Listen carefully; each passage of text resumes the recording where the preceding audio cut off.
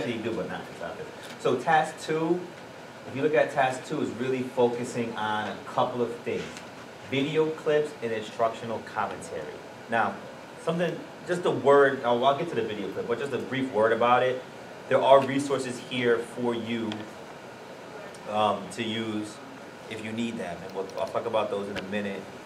But this is a vital component or part of the EdTPA, is this whole idea of providing video evidence. So what do you need to submit to task 3? Now, if you look at your little task 2 packet, it has this artifacts and commentary specifications on here. I'll show you just a couple of things to point out. So part A, you need a video clip or video clips. Here's all the formats that they accept, and if you look at most of these formats, some of them I have no clue, but what they are. But if you got a phone, an iPhone, iPad, they're already within these specifications. So again, the Multimedia Center has a number of iPads that you can use, that you can actually borrow. You have to sign them out and stuff like that to use, or video equipment if you needed to use that, tripods. The real challenge when it comes down to the videotaping is picking when you're going to do it, and if you can get someone to videotape you, because you're obviously going to be teaching and interacting. So it's not a situation where you're going to be selfieing as you teach. But that's something that can be worked out, even maybe with the student teaching supervisor, or with a cooperating teacher, or somebody with another teaching faculty within the school that you're at. And you should be able to work it out, how that's going to happen. And if you need support with equipment and things like that, the Multimedia Center will have that. And I believe, I'm not 100% sure, but maybe next workshop we'll actually have the director of the Multimedia Center, her name is Doris Grassenbauer, come in and talk a little bit about stuff with you and the resources that she has available to you, and maybe even show you, maybe even have a little breakout. Hopefully there'll be more people next time where you get a chance to practice videotaping each other. And one thing that one of my colleagues brought up when some of their candidates did this, is that they never actually saw themselves teaching. It's a totally different experience when you're in the moment doing it than when you go back and reflect on it and see yourself doing it. And sometimes you might feel like, wow, I did that, or I sound like that, or I look like that, or that's how I interacted. Because in the moment, you just see it. But when you go back and look at it, and that's part of what this is about, for you to be able to reflect on your own teaching. So one thing that you might want to do going into next semester is, tape yourself, a couple times before you pick what you want, and take a look at it so you become more comfortable with seeing yourself on film, on a camera, on video, teaching. So you're not there the first time like all nervous and, oh my God, is that taping me? I'm getting taped right now, but I'm so used to speaking in front of people that it's kind of natural. But that way you're more accustomed to it, and when you have to actually tape the lessons that you want to use for this portion of the EdTPA, you don't appear to be nervous. And one thing you don't want to do is appear to, you can nail it head on with what you need to teach, but you could stumble over your words and just be, robotic or whatever. And not saying you'll get marked off for that, but you want your teaching to be natural. Has to be a minimum of 1 file, but a maximum of 2. And what that really means is this: the total time of your clip that you need to submit is only 20 minutes. So you can have one clip that's a total 20 minutes of one of your lessons, or you can have 2 clips that total 20 minutes. So maybe 10 and 10, or 5 and 15. I would think 10 and 10 would be more beneficial. I actually believe that a full 20-minute clip would probably be the most beneficial, because how much can you really demonstrate in 10 minutes? And we're talking about you have 3 to 5 lessons to teach, and you're only gonna, document 10 minutes of 2 of those lessons. You may capture what you need to, but you may not. Whereas if you do one 20-minute clip, it's going to be much more of that lesson that you're actually teaching, so that may be beneficial to you. Now that being said, you know, throughout the course of your you know, student teaching experience doing this EdTPA, I suggest personally, it's only a suggestion, is that you film as much as you can of teaching these lessons. Matter of fact, if you're doing 3 lessons and each lesson is 30 minutes, tape yourself doing all 30 minutes, and then you could select the you know, what you want that highlights that demonstrates, you know, your teaching effectiveness the most. There's nothing wrong with that. One thing that you can't do is take little portions of things and splice them together. It has to be unedited and uncut. In other words, when you start it, it has to go from 000 to, you know, 2000 or 000 to 10, and then 15 to, you know, 25. So you can't cut. You could take out that middle piece, but you can't like have little portions of uncut video if you're talking to one kid and then, you know, I mean, some people do some magical stuff with like video editing. You can't do fade in and fade out and all that kind of stuff. You take out that portion where you lose your cool and storm out of the classroom, go take a break or take a sip of water. So those are the type of things that you have to take into consideration. But like I said, the Multimedia Center is here. I'm part of the technology committee. We spent a lot of time over the course of last semester and this semester trying to get and put things in place and resources in place for you to be able to do this effectively. Matter of fact, there's a survey that we're going to want you to take. I was going to have you do it today, but I forgot to link it in. But during the next workshop, there's going to be a survey that the Multimedia Center is going to use to further, you know, give you support in this specific area or this specific process of videotaping. All right. So you can either have one 20-minute file or two videotape clips or 2 files that equal 20 minutes. All right. And then you have the instructional commentary, no more than 8 pages of commentary, including the prompts, and we're going to go over what those are. And then if you need, you can have 2 more additional pages of supporting documents.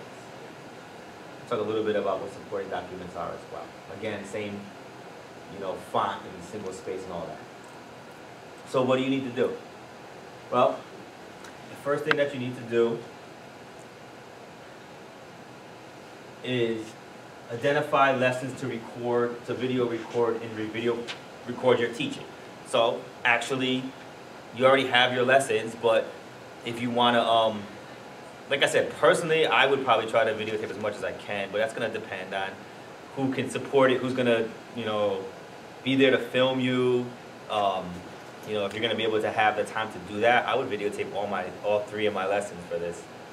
But maybe you only want to do 1, and that's fine. But you have to decide what lesson, and then actually record it. You want to make sure that the video works out, the sound quality is there.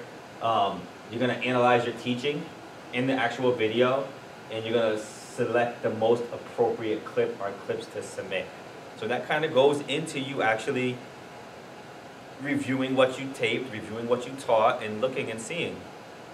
Now, I mean, as somebody who has taught for many years, but also somebody who's been teaching in higher ed for the last, you know, 3.5 years, I'll be the first one to admit there's different parts of my lecture. If you're taking class with me, I might appear, I always know what I'm talking about, but then I get stuck to it at certain points, and I'll say, you know, I'll pause, or I'll have to like think about it, or I lose my place.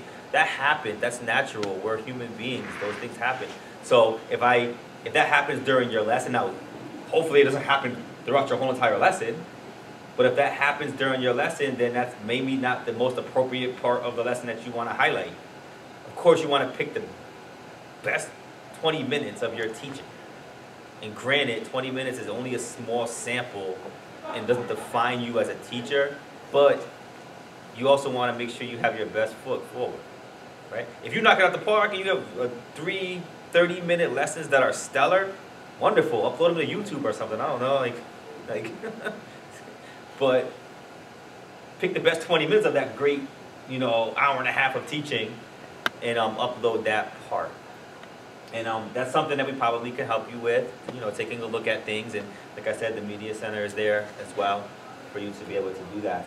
All right. If you're a group, if you're teaching a group, which you're not going to be teaching a group, you're teaching 1 or 2 students, but there'll still be other students around. Remember, we talked about that. Obtain permission for video recording of those who might appear, who aren't the focused learner. And that's going to be somewhat of a challenge if you're in an ICT classroom and there's, you know, 30 kids, you're only focusing on 2, the other kids are going to creep into the video.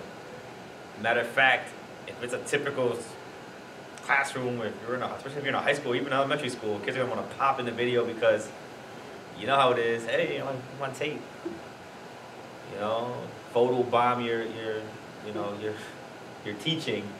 You want to just make sure that those permissions are obtained, or you want to set it up to where other kids aren't, or maybe we have some different type of things that we can help you with as far as like facial blurring and all that other stuff. So you want to select 1 or 2 clips, no more than 20 minutes total. They should demonstrate how you engage and support student learning, your focused learners in individual or group setting, and in developing and applying the new knowledge and skills. So it should actually be you teaching in a supportive environment. There's many different ways that can be done, and it's going to depend on the students that you're working with, what their needs are, and what you're actually teaching. One thing that I'm going to say is that if you submit that you're using, you know, X, Y, and Z's material, supportive material like rubrics or graphic organizers or manipulatives or whatever it is, you say that in your planning commentary and you submit that in your planning commentary, and that doesn't show up in your teaching, that's a very big discrepancy. So you say you're using it, but you don't actually use it in your video clip. Now maybe that's just a part of your lesson that you didn't need it, but I would very strongly suggest to you that if that's part of your supporting, you know, material, your instructional material, pick a piece of the clip that you use it, because that's going to really, that's going to be cohesive. You're using manipulatives to teach, you know, counting skills to first graders. Well, show a clip of you using those manipulatives. That would be great. That would actually be really done really well to show that you're using what you say you're using. Now, like I said, it could be a portion of your lesson that you showed that you didn't use it, but that's going to leave open to the evaluator, like, oh, they said they used this, but I didn't see it. One thing, when I went to this training, one of the feedback, one of the things that we were watching is that you could write anything in that commentary, but it shows up in your video. Okay? You could say you did all these things in the commentary, but if that doesn't show up in your video, you're leaving yourself open for the evaluator to be like, well, they said that they did it, here's all the stuff that they wrote, but I don't see them doing it. So you want to make sure those things are lined up and you're really doing what you say you did. And sometimes that's not as easy as it seems, because you might think you're doing it. You know, we have a certain funny way sometimes as people to think we're doing something that we're not really doing. And that's why I say it's important to go back and practice videotaping yourself teaching, so you can go back and ask yourself those questions. You can go back and ask yourself, did I really do what I said I did? It really would help. And then you're gonna complete your instructional commentary. We're gonna go over that instructional commentary here in a minute. All right, so you analyze your teaching and learning of the focused learners in the video clip by responding to commentary prompts. So we talked already really about these video clips, but what I do want to show you is this. I do want to show you a bit, because they have iPads, they have iPads, they have tripods for those. They have, I believe they have microphones that either plug in or so you don't have to worry necessarily about audio.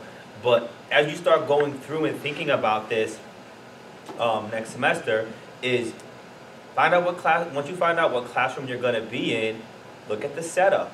Use some of the tips that this guy is talking about. Look at the lighting in there. Look at where you can put the camera. All of those things are going to be important for you to get a good piece of video. The better quality video you have, the better quality clip you can select, and the easier it will be for the evaluator to take a look at that. And if it's grainy or if they can't hear, I mean, there's other things that we can do. There's software that you'll be able to put. You can transcribe what has been said or what the student has said or what you have said, but it's much more powerful if they can actually hear it without having to be like, what are they talking about? And have to go back and look at it again and listen to it again. So the quality of your video clip is pretty important. But going into next semester, going probably the next workshop, we'll see if we can get Doris Grassenbauer to come in and talk to you guys a little bit more about it and let you know. There's going to be a form that you're going to need to fill out in order to get access to any of the equipment that they have. We're trying to streamline it in a sense that once you're enrolled into your student teaching, or you'll show up on a list and you'll just fill out the form, and you won't have to go around and get all kinds of different signatures. Just your signature and should do in order to check out this equipment. But realize you're also responsible for it once you check it out. So that's the videotaping aspect of it. So once you have that videotape and you take your lessons, you also have to respond to the instructional commentary. Again, no more than 8 pages, single space, no more than 2 pages of supporting documents. And this is on TaskStream, and this is the template for the instructional commentary. Okay, so here are the prompts that you need to answer. Which lesson or lessons are shown in the clip? Identify a lesson. Identify the lessons by lesson plan number. So you might even want to say in the beginning of your clip to correspond, this is, lesson plan 1 for student X, if you want to put the date or whatever. If applicable, provide additional information beyond that provided in task 1 needed to understand the learning environment and interactions seen in the clip. So you already described your learning environment. Well, let's say there's something particular about that day, which will be part of the learning environment.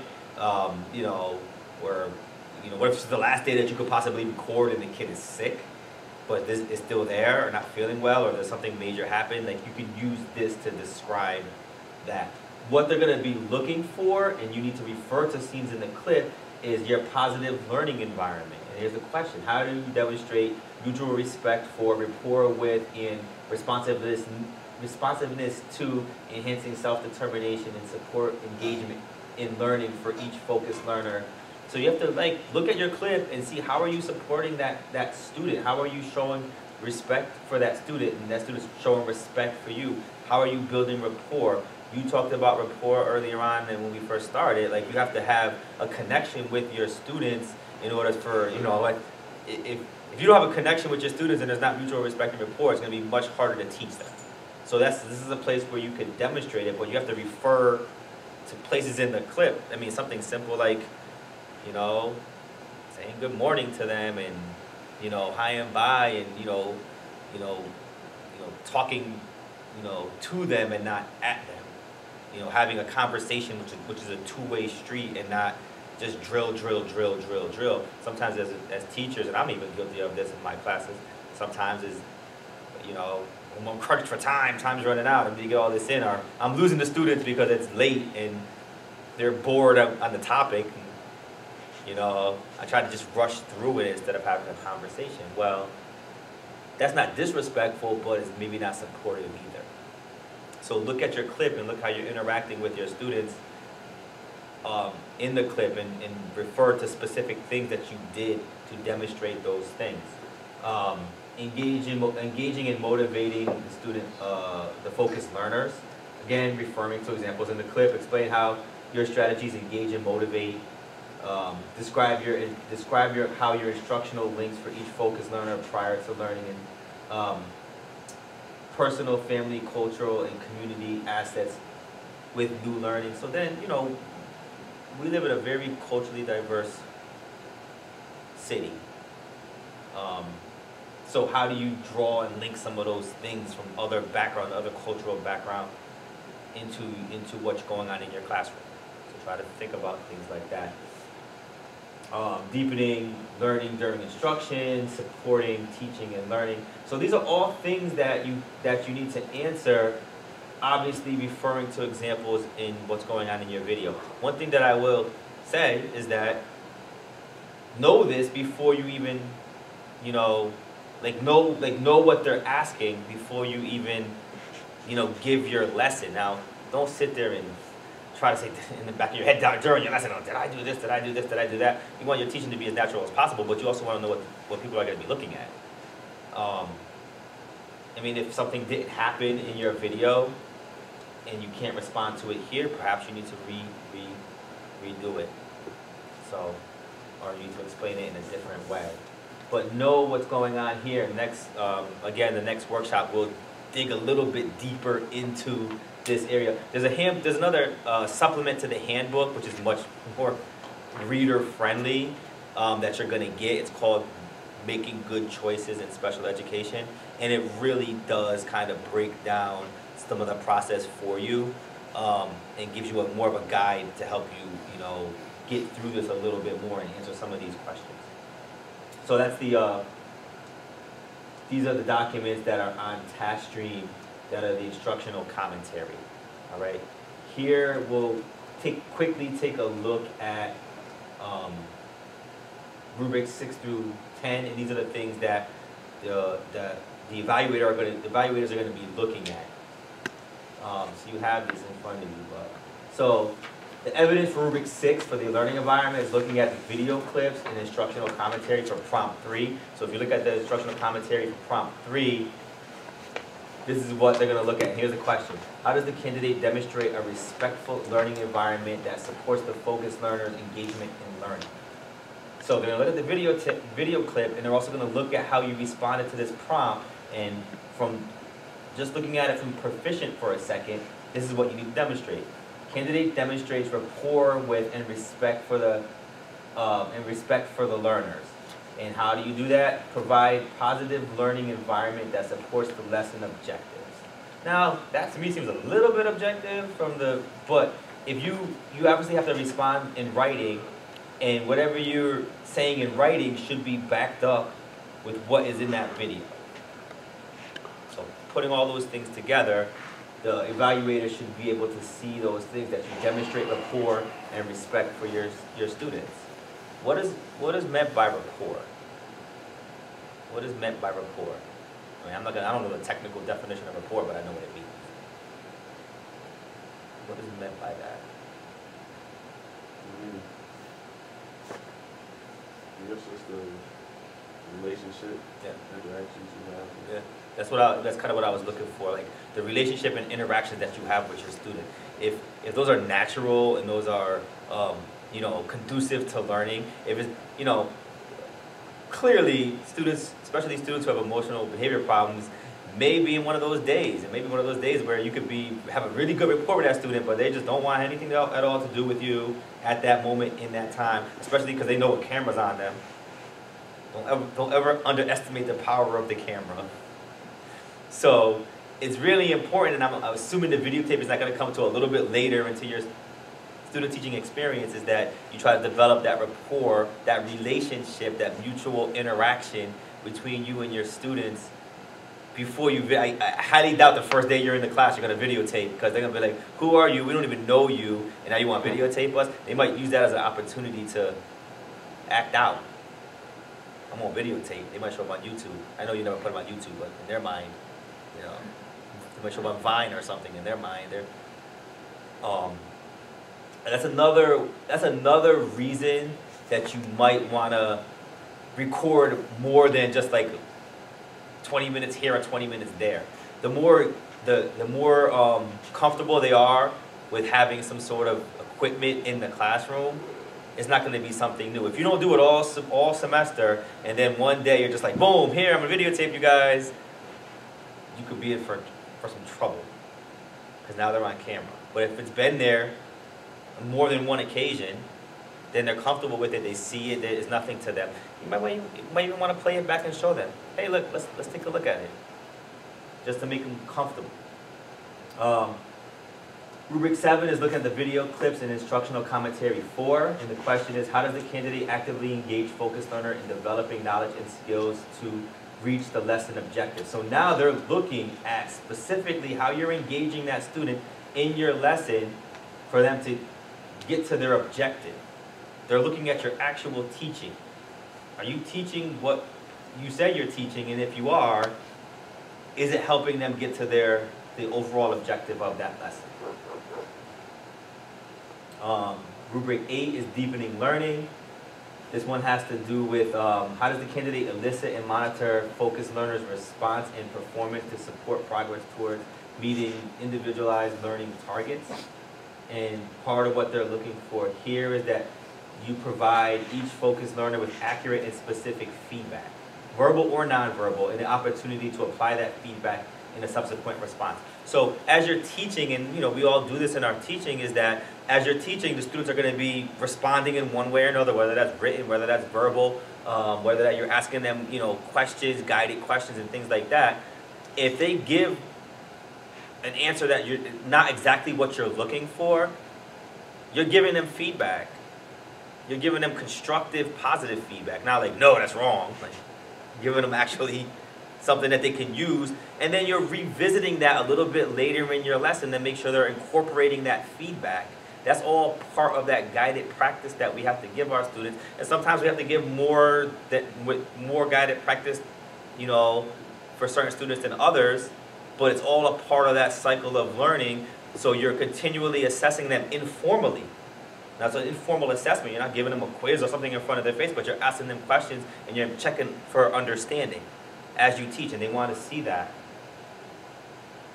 Rubric 9 has to do with supporting teaching and learning, and how does the candidate support learning? And you can look at candidate uses explicit instructional strategies and specific support materials that are related to the lesson objective. This is your actual the meat of your lesson plan.